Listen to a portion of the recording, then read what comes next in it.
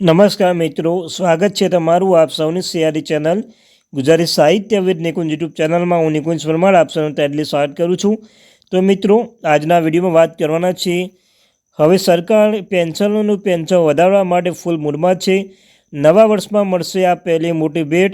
જો તમે પેન્શન ધારક છો તમારા માટે આ વિડીયો ઉપયોગી બનશે। તમને આ ચેનલ પર મિત્રો સરકારી કર્મચારી, નિવૃત્ત કર્મચારી, પેન્શન ધારક બાબતે, તેમના પગાર બાબતે, ડીએ, એચઆરએ અને કોઈ પણ અપડેટ આ વિડીયો પર જાણ કરવામાં આવશે।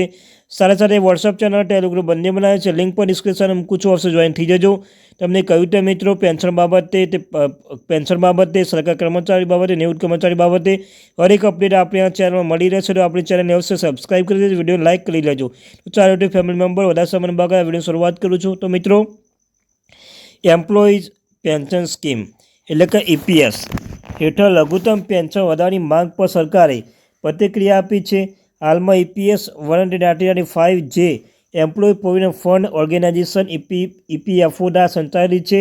એના સભ્યો દર મહિને 1000નું લઘુત્તમ પેન્શન પૂરું પાડે છે।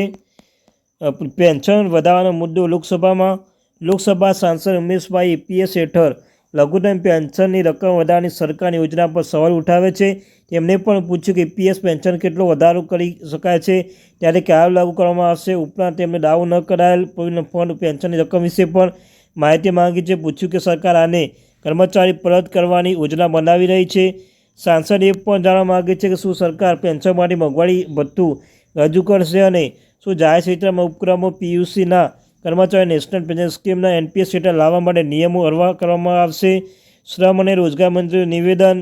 શ્રમ અને રોજગાર રાજ્યમંત્રી શોભા કરંદલાજે પ્રશ્નોના જવાબમાં વિસ્તૃત માહિતી આપી છે। તેમણે કહ્યું સરકારે લઘુત્તમ પેન્શન વધારવા પર વિચાર કરી રહી છે, પરંતુ હાલમાં ન તો કોઈ રકમ કે કોઈ રકમ મર્યાદા નક્કી કરવામાં આવી છે। લઘુત્તમ પેન્શન વધારવા અંગે સરકારનું વલણ।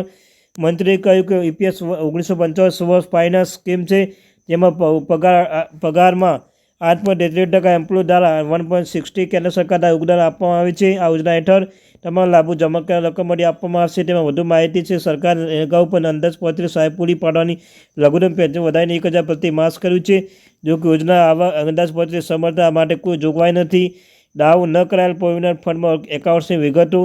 મંત્રીએ સ્પષ્ટતા કર્યું કે PF ખાતામાં દાવો ન કરાયેલ રકમ નથી। જો કે કેટલાક એકાઉન્ટ નિષ્ક્રિય શ્રેણીમાં આવે છે, જેના માટે દાવદાર અસ્તિત્વ ધરાવે છે। 31 માર્ચ 2024 સુધીમાં આવા ખાતામાં 8523 કરોડ રકમ છે। છેલ્લા 3 વર્ષમાં નિષ્ક્રિય ખાતામાં 7570 કરોડના દાવોમાં પતાવટ કરવામાં આવી છે। પેન્શનમાં મોંઘવારી ભથ્થાઓની માંગ। સરકારે EPS માસિક પેન્શનમાં ફુગાવા સૂચક આધારે લીક કરવાની માંગ અશક્ય ગણાવી છે। એક ઉચ્ચ સ્તરીય સમિતિ 2018માં તેનો વિચાર કર્યો છે, પરંતુ હવે તે સ્વવિધિરાવાળી યોજના હોવાથી વ્યવહારુ ન હોવાનું જાણવા મળ્યું છે। નિષ્કર્ષ, સરકારે EPS હેઠળ લઘુત્તમ પેન્શન વધારવાની વાત કરી છે, પરંતુ કહ્યું છે કે હાલ મોંઘવારી ભથ્થું આપવાનું અશક્ય છે। હાલમાં અંગે કોઈ નક્કર નિર્ણય લેવા નથી। આ સાથે સરકારે EPF ખાતામાં નિશ્ચિત અને પેન્શન સંબંધિત મુદ્દાઓ પર સ્પષ્ટતા આપી છે। તો મિત્રો, આ તે મારી થેન્ક યુ વેરી મચ।